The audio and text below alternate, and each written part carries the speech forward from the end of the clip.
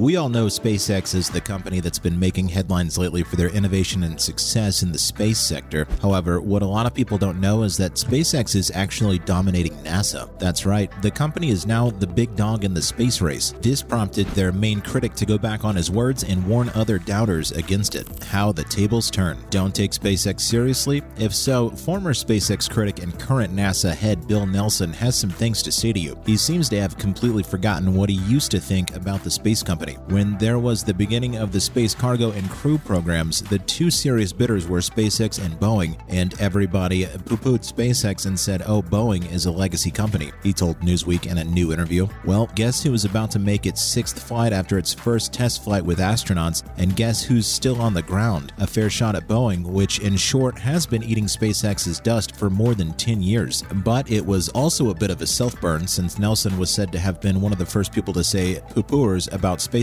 This isn't the first time the head of NASA has tried to hide his history of being on the fence about SpaceX. Nelson said at his NASA nomination hearing in 2021, he had laid the foundation for the emergence of the modern commercial space sector through a series of laws that went back to the mid-1980s. But according to former co-workers and U.S. Senate minutes, Nelson hasn't always been a big fan of the privatized space travel industry or of SpaceX CEO Elon Musk, who is known for being unpredictable. In 2010, when Nelson was still a senator, he was a very vocal opponent of a Senate push to fund commercial crew missions into space. This is supported by claims made by Lori Garver, the former second-in-command at NASA, in her recently published memoir. Garver said in the same book, Nelson once yelled at him, quote, screamed at me to get your boy Elon in line. Nelson's attempt to save face doesn't come as much of a surprise when you think about how successful SpaceX has been. Recently, SpaceX breaks a reusability record as it readies to launch its fully reusable Starship to orbit. SpaceX is making Starship to make space travel much cheaper by using a launch system that can be used over and over again. The company's Falcon 9 rocket was the first to use reusable rocket technology. However, the upper stage of the Falcon 9 is not reusable. Instead, the launch system's first stage boosters land the rocket on a drone ship. In fact, the company just launched a Falcon 9 first stage for the 14th time, which broke its own record for how many times it can be used. Starship, unlike Falcon 9, is made up of two parts that can be used again and again: the 165-foot tall or 50 meters Starship upper stage and the Super Heavy. NASA has hired SpaceX to build a Starship upper stage that will be the lunar lander for its Artemis 3 moon landing mission. SpaceX also wants to use Starship to send people to Mars by the 2030s. The company is getting ready for its much-anticipated first orbital Starship flight, in which Ship 24 and a Super Heavy rocket called Booster 7 will be used. The company also has done static fire tests on both parts, and after a long-delayed review of the environment, the FAA has given permission to launch, pending the completion of a number of conditions they must meet beforehand. Two of Ship 24's 6 Raptor engines were initiated on August 9th, and 3 Booster 7 33 Raptor engines were initiated on August 31st. If everything goes as planned, SpaceX may be able to send Starship into orbit before NASA's Space Launch System, or SLS, can do the same for the Artemis 1 mission to the moon. Due to a scheduling conflict with NASA and SpaceX Crew 5 Falcon 9 launch to the International Space Station, the launch of SLS was pushed back even further into October. In other space travel news, Goodyear to produce airless tires for moon rovers of Artemis program. Goodyear rolled up its sleeves to work with Lockheed Martin and General Motors to make tires for lunar vehicles. The project should be done by the year 2025. The companies want to be the first ones to run commercial vehicles on the moon on a long-term basis. Goodyear offers its extensive knowledge of tires, which are a mission-critical part of getting around on the moon's surface. The project will be done as part of the Artemis program at NASA. Goodyear was also involved in the Apollo 11 project, which happened 53 years ago. The legendary tire company is using its highly developed airless tire technology, which is already used on Earth for micromobility, self-driving shuttles, and passenger vehicles, to make it easier for people to get around on the moon and help them deal with its harsh conditions. As Goodyear said, the Apollo lunar rovers were only meant to be used for a few days and only within 5 miles of where they landed. In the future, missions will be planned to go through rough terrain over much longer distances and work in temperatures that are much hotter or colder. For tires to last for years and even stay alive in temperatures as low as minus 250 degrees Fahrenheit at night and as high as plus 250 degrees Fahrenheit during the day, they'll need to be able to do new things. Lockheed Martin, which is based in Maryland, has worked with NASA for more than 50 years. It built the Orion Exploration-class spaceship for Artemis and several Mars planetary spacecraft, among other things. The company will also be in charge of developing the program's towards commercial business activities and making sure they work well with NASA and other international space groups. Lockheed Martin also keeps making new technologies for future space missions and helps NASA find out more about every planet in our solar system. Next up, for the first time, extraterrestrial water was found inside a meteorite. A meteorite that fell to Earth in the United Kingdom was the first place where water from another planet was found. The Winchcombe meteorite hit a road in the town of Gloucestershire last February. According to The Independent, scientists think it has information about where the water in the world's huge seas came from. Dr. Ashley King talked about the discovery at the British Science Festival, which is Europe's oldest science festival and moves to a different place in the UK every year. Dr. Ashley King, a researcher in the Planetary Materials Group at the Natural History Museum, said that 12% of the sample was water and that, as the least contaminated sample collected, it gives a lot of information. Above Gloucestershire, England on February 28, 2021, the Winchcombe meteorite was seen entering the Earth's atmosphere. The Wilcox family found the first pieces of the meteorite, according to the Telegraph. The following month, meteorite hunters found more pieces. It is an asteroid that came from the asteroid belt between Mars and Jupiter. It's 4.6 billion years old. Pieces of the meteorite were shown at the London Natural History Museum on May 17, 2021. The bright meteorite was caught on camera by the UK Fireball Alliance, which is led by the Natural History Museum and has 6 camera networks and doorbell cameras in private homes. Also, more than 1,000 people in the UK and other parts of Northern Europe said they saw something and a sonic boom could be heard nearby. Because of these observations, we were able to figure out where it went. There was a public call for pieces. Finally, Jeff Bezos' Blue Origin nears certification for its BE-4 engine. The long-delayed BE-4 engine from Blue Origin may soon be ready to go. In a recent statement, the U.S. Space Force said Vulcan launch system development activities continue to make progress. This means the first test launch is still planned for December. Jeff Bezos started Blue Origin, which has been working on the BE-4 engine for a long time. With this update, the company will soon be able to offer heavy payload services to the Pentagon and stop using a Russian engine model. Blue Origin said in 2014 the United Launch Alliance's Vulcan rocket would be ready to launch with the BE-4 engine by 2017. Boeing and Lockheed Martin, both of which do a lot of work for the Pentagon, have joined forces to make ULA. But as recently as June, the Government Accountability Office said there were continued technical challenges in developing a U.S.-produced rocket engine. In making a rocket engine in the United States, since 2000, ULA has used the Russian-made RD-180 engine about 80 times to launch its Atlas V Heavy rocket. The latest statement from U.S. Space Force gives us reason to be hopeful, since it looks like Blue Origin's BE-4 engine will end this need. After Russia took over Crimea in 2014, Congress asked for a new engine to replace the Russian ones. This set the stage for the BE-4. Since Russia invaded Ukraine in February of this year, the demand has become even more important. The latest news from the U.S. Space Force is also good news for Blue Origin. A few days after one of its missions on September 12th had to be stopped after launch, the suborbital New Shepard rocket, which is not powered by a BE-4 engine, was used to launch that mission. And guys, that's all the time we have for today on this one. Until next time, cheers.